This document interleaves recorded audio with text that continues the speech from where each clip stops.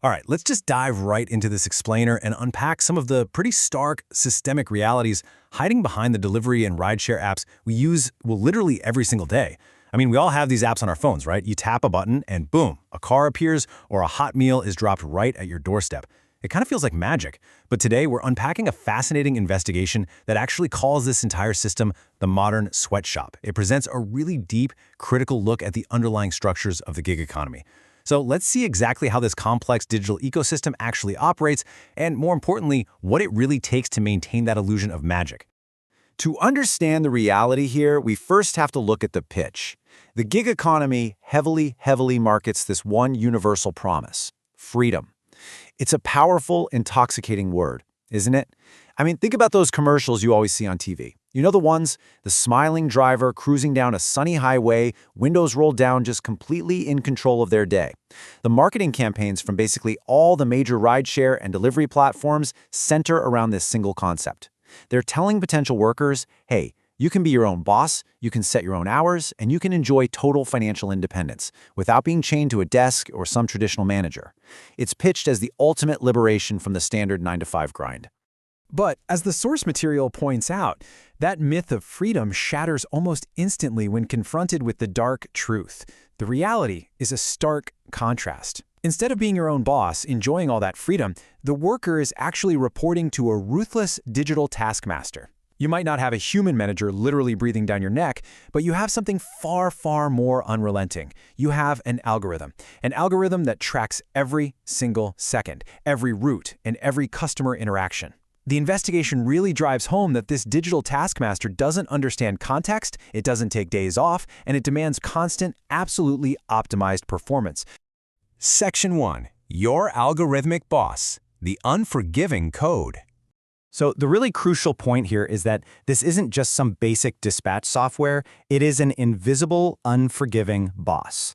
And this brings us to the formal definition of algorithmic management. According to the source, this is the system used by delivery and rideshare apps to control, incentivize, and direct workers entirely through automated code. It deliberately removes human oversight completely out of the equation. Just imagine having your job performance evaluated solely by a computer program that monitors your GPS coordinates, your acceptance rates, and your delivery times down to the exact millisecond. There's no human resources department you can go speak with if you're having a bad day, and there's definitely no manager to explain a sudden, unpredictable traffic jam to. The code is the law. And the source uses a very specific three-step scenario to illustrate what it calls the utter absurdity of this model. Check this out. Step 1, a technological glitch occurs. Maybe the app freezes or a server drops a connection, something that is completely 100% out of the worker's control. Step 2, the algorithm automatically flags the worker's account for a drop in performance or a failure to complete a task. And step 3, the worker is terminated, fired, in a millisecond. The investigation emphasizes this exact scenario to highlight the sheer lack of recourse workers have here. Your entire livelihood can be wiped out by a temporary bug in the system.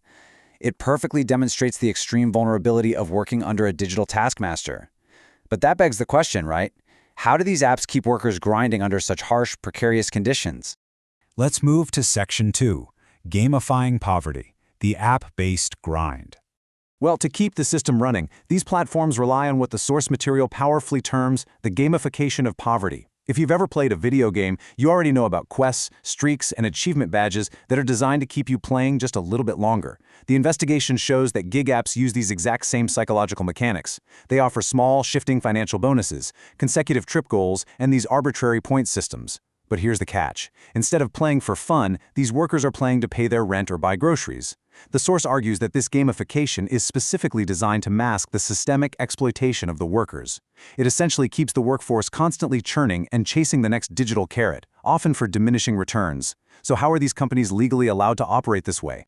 That brings us to Section 3, bypassing labor laws, the systemic loophole. We really need to look at the fundamental structural difference at the heart of the gig economy. On one side, we have traditional employment. Historically, this comes with established labor law protections. We're talking things like minimum wage guarantees, overtime pay, employer-sponsored health insurance, and actual human oversight where you have rights and a real appeals process. Now compare that to app-based gig work. The source details how these companies intentionally classify their workforce as independent contractors to explicitly bypass those very labor laws.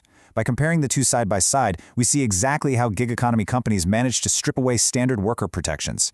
Just consider what happens if an app-based worker gets into a car accident compared to, say, a traditional pizza delivery driver. The traditional driver has workers' comp and employer liability protections to fall back on. The gig worker? They're often left to foot the medical bills and vehicle repairs completely on their own. It replaces the safety net of traditional employment with the isolation of algorithmic management. It is a massive systemic loophole, and this calculated evasion of regulations leads us to the ultimate consequence of this entire model. Section 4. The disposable workforce. The end result. When you combine algorithmic management, the gamification of daily survival, and the intentional bypassing of labor laws, you get something entirely new. According to the investigation, this system has engineered a new class of what they call disposable workers. Because the platforms don't have to invest in healthcare, training, or long-term retention, the actual human being doing the labor becomes completely expendable. If a worker burns out from the app-based grind, or, like we talked about earlier, gets deactivated due to a random software glitch, the algorithm doesn't care. It simply onboards the next person in line.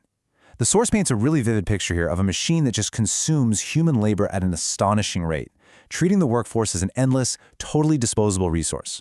And that really brings us to the core takeaway of this explainer. We started out by looking at the magic of these apps, the incredible convenience they offer to all of us.